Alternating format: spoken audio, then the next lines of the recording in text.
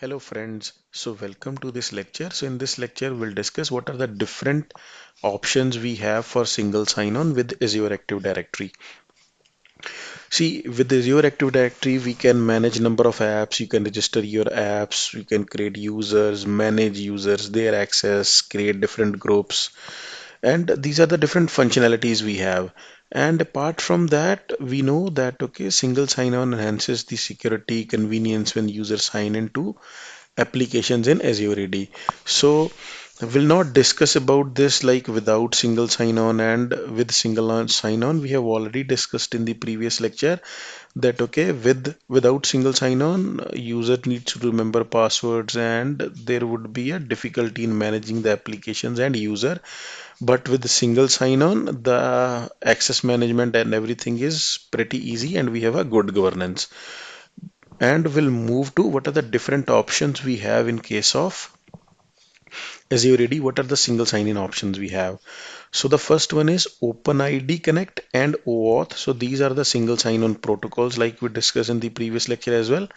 So let's say if you are developing your apps directly onto the cloud, then it is recommended that okay, use the OpenID Connect and OAuth when developing a new application. And now the next one is this is basically for the cloud-based deployment. Now we have the next one is the SAML. So SAML is basically, let's say if you are developing an application and it is not supporting OpenID or OAuth, then you can use the SAML protocol for those applications to provide a single sign-on capability. And that is the another option or which Azure AD provide us. And the third option is password based.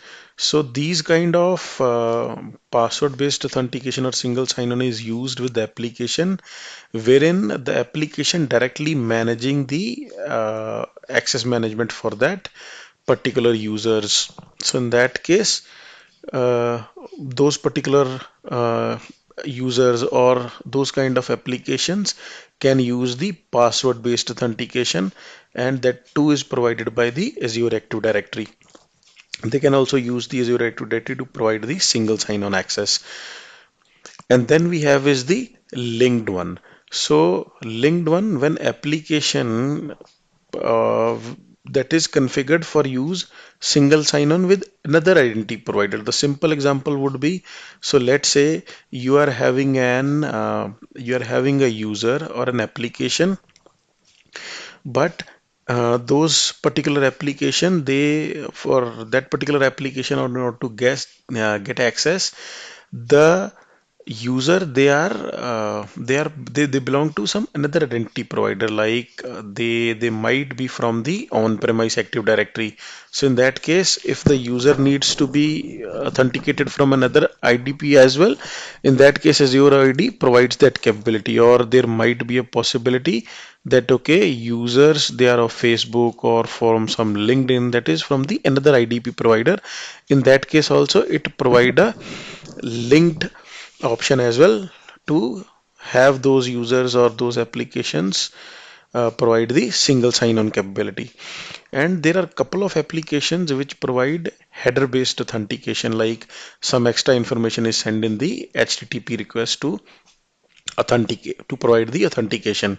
So in that case also, if there are such application, Microsoft has that collaboration with the tool called something called ping, or in that case uh, basically you can use those applications, up to 20 application you can use to uh, get that single sign-on options which use the header based authentication. Then the last option is disabled. So disable is chosen when the application itself is not ready, or let's say not configured to use the single sign-on options. So these are the options wherein different applications they are having the different authentication mechanism, but they if they need to be integrated with the single sign-on system, that can be done. So these are the pretty good features of Active Directory, wherein different type of applications with the different capabilities can provide a single sign-on access if they registered with the Azure Active Directory. So this is it, friends. In this lecture we discussed about the single sign-on options we have with the Azure Active Directory. So thank you for watching this lecture. Meet you in the next lecture. Thank you.